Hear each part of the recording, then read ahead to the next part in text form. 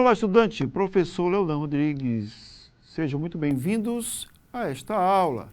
Bom, vamos tratar sobre a Revolução Russa em 1917.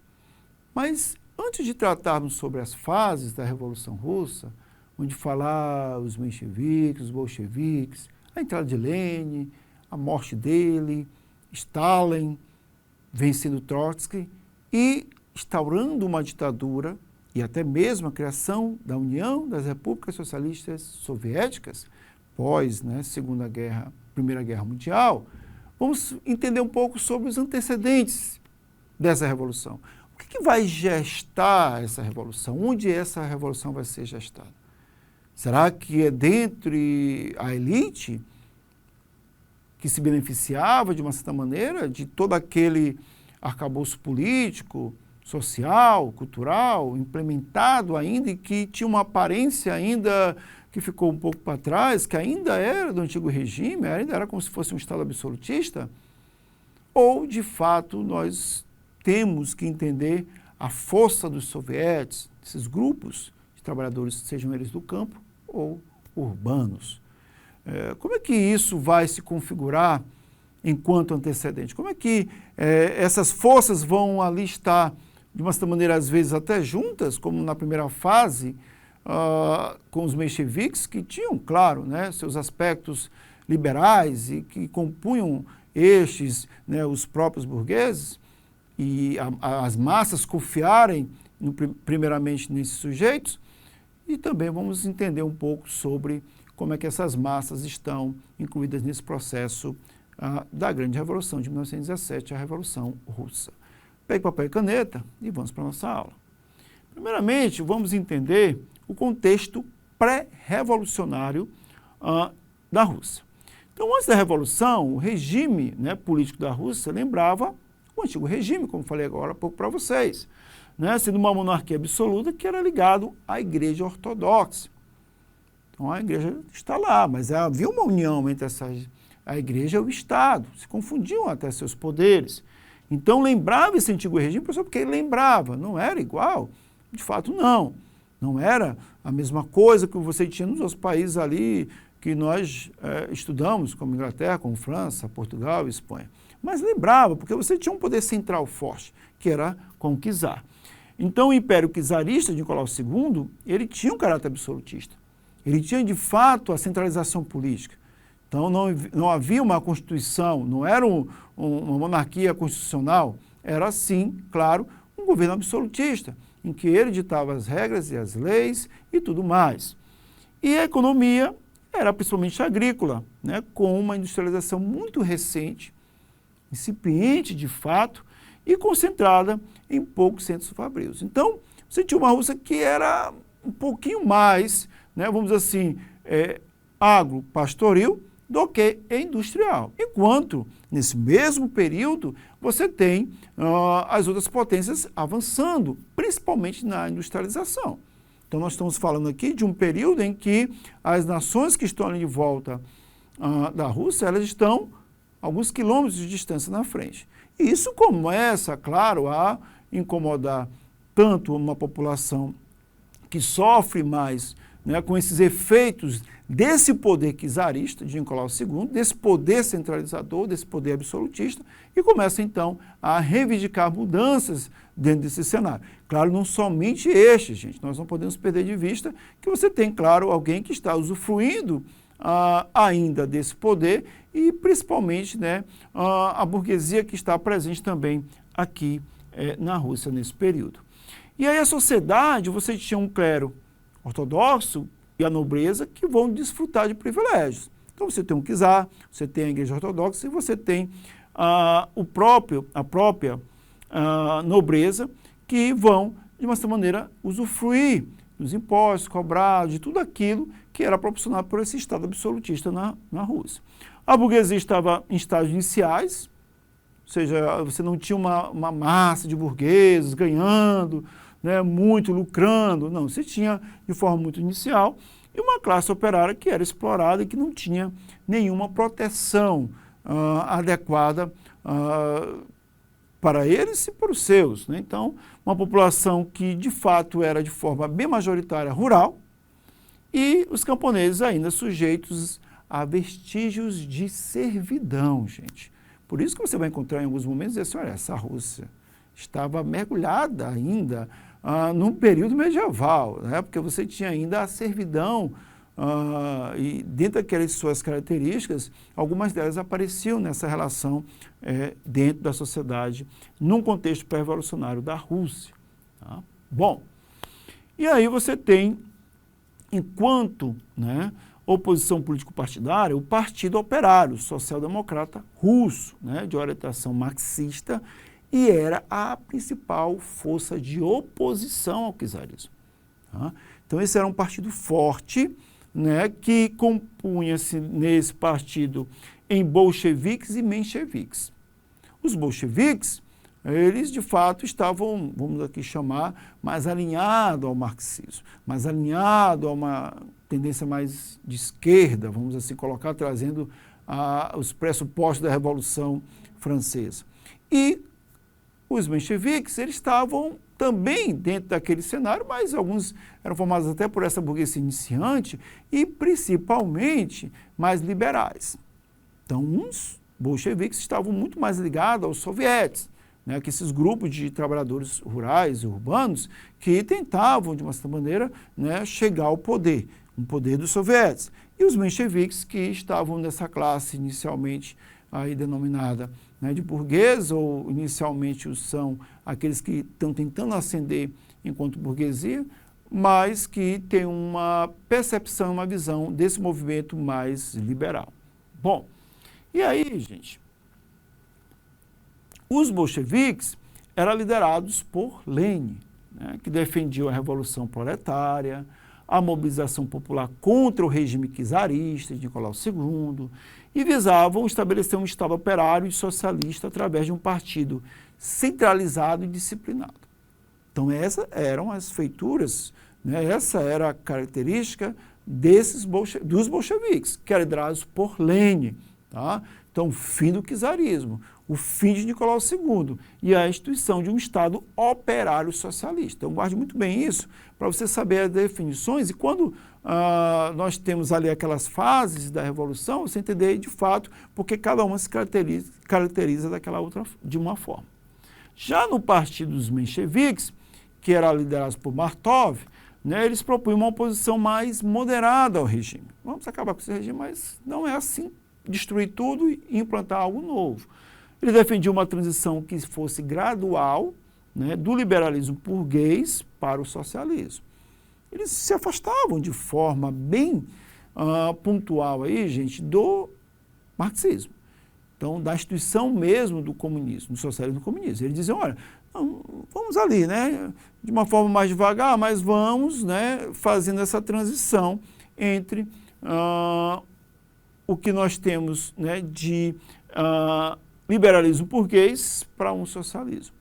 E aí, para dentro desse cenário político, você tem ainda os grupos, que são socialistas revolucionários e anarquistas também, que era o fim do Estado, que não existia Estado, que não deveria, de fato, existir. Então, estes vão compor esse grupo, esse grande partido, que tem os bolcheviques e um grupo que está de uma outra ala, vamos assim chamar, que também estão dentro desse processo pré-revolucionário.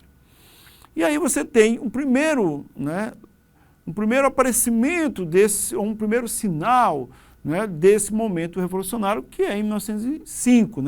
Então, os cidadãos eles vão se reunir em frente ao Palácio de Inverno do czar e eles queriam entregar uma lista de reivindicações.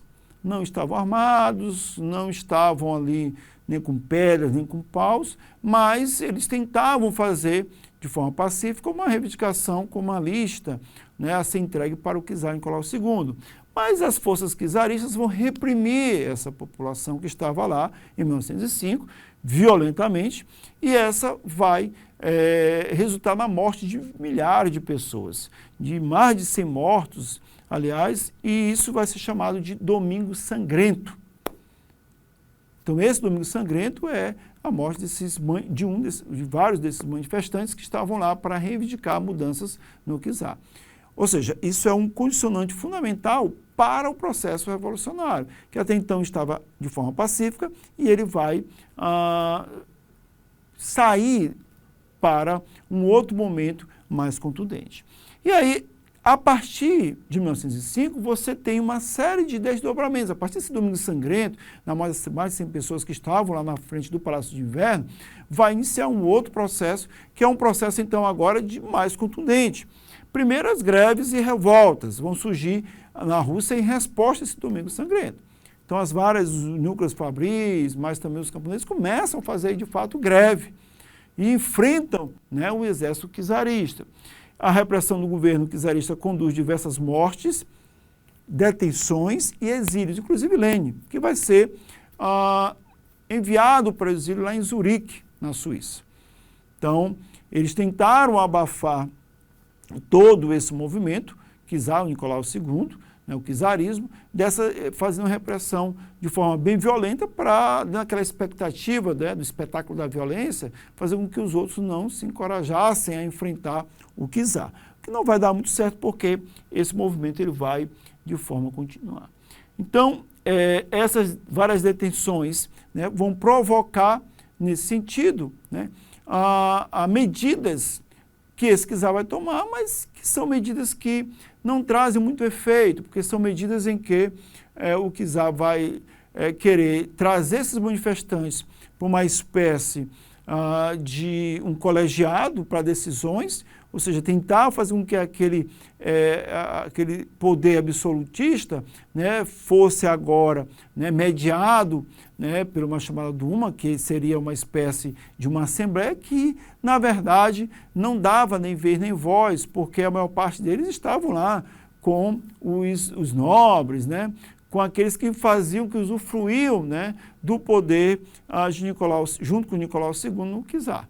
Então, não tinha, de fato, nenhuma perspectiva de mudança. Então, essa revolução, que inicia em 1905, não tinha mais como parar. Mesmo com a morte, mesmo a detenção de várias pessoas e com o exílio das cabeças, líderes como Lenin, mas esse movimento ele vai continuar.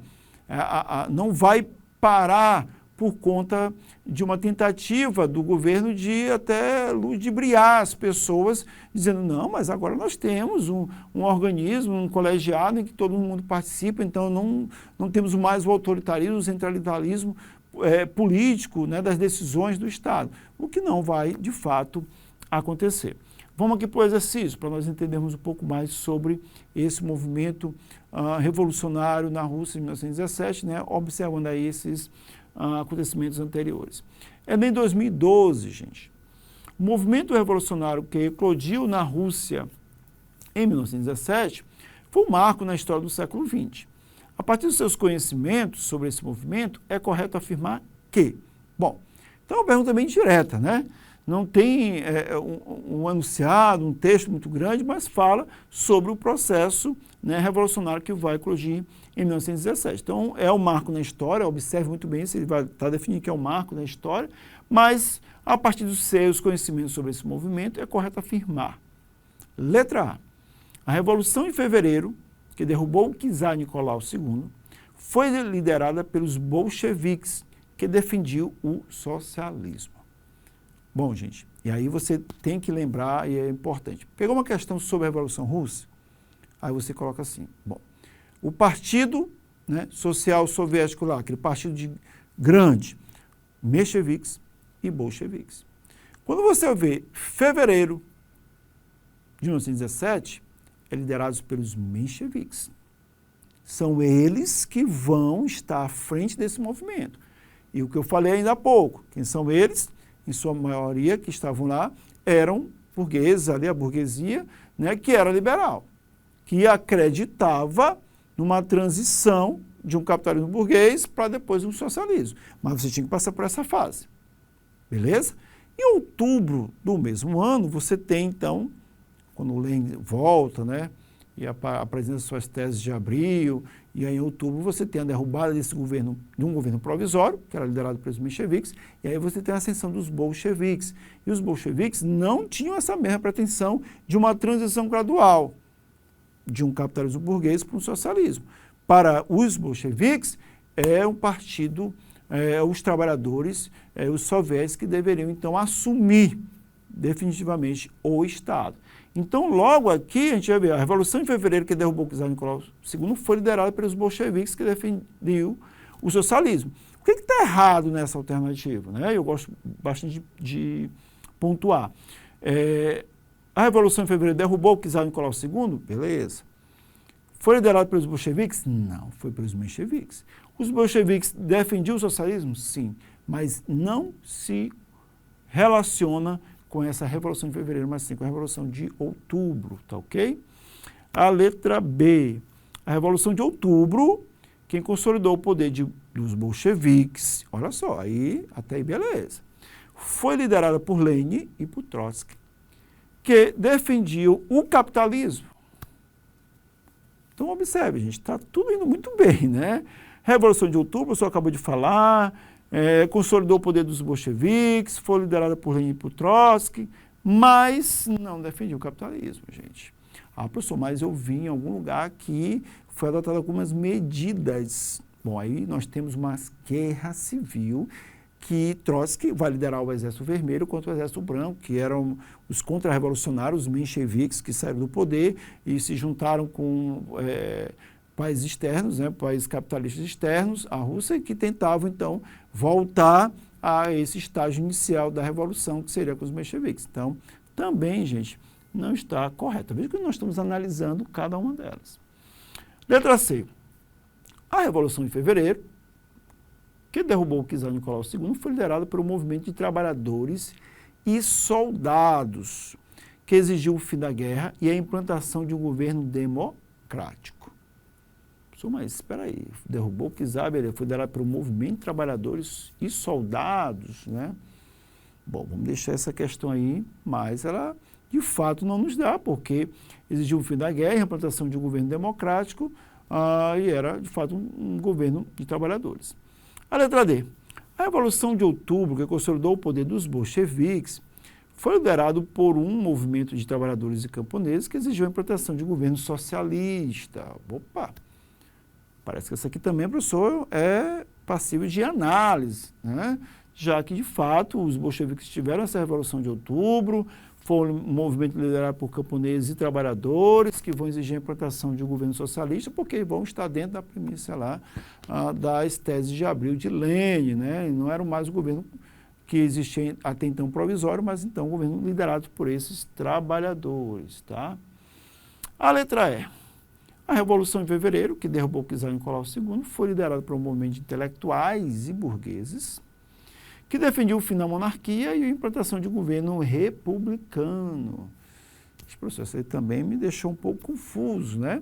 Por quê? Porque fala sobre a Revolução de Fevereiro, derrubou o czar Nicolau II, foi liderada por intelectuais e burgueses que defendiam o fim da monarquia e a implantação de um governo republicano. Gente, preste bem atenção. Eu falei ainda há pouco que os mencheviques você tem, de fato, né, burgueses, beleza? Mas não se pode retirar desse primeiro momento, da primeira fase, vamos assim chamar, dessa revolução, os trabalhadores. Eles também fizeram parte. Só que, claro, eles acreditavam ali naquele primeiro momento que aquela estrutura e aqueles ideais que estavam então em voga seriam para benefício de todos, o que não foi. E por isso que você tem uma reação depois com os bolcheviques, né, para a implantação, de fato, de um governo que trouxesse os trabalhadores. Então, por gente, a resposta certa está aqui, ó. A letra C, tá? Por isso que eu falei, ó, guarde essa questão aqui, essa alternativa. A Revolução de Fevereiro, que derrubou o czar Nicolau II, foi liderado, sim, por um movimento de trabalhadores e soldados que exigiu o fim da guerra e a implantação de um governo democrático, ok? Por isso, senhora, guarde essa questão aqui, porque ela traz, né, um ponto que é fundamental, que é a que está mais correta dentre as demais questões. Ah, professor, mas aqui não apareceu os mencheviques, mas como eu acabei de falar, eles estavam também nesse processo. Mas dentro das alternativas, você tem que olhar para isso, a correta está a letra C de casa. Ok? Bom, nossa aula termina por aqui. mas você tem na descrição desse vídeo um material que vai apoiar a continuidade do seu estudo sobre esse conteúdo, né? Você tem outras questões lá para que você possa resolver e, claro, né, ampliar os seus conhecimentos. E aqui fica a dica para você, estuda aí.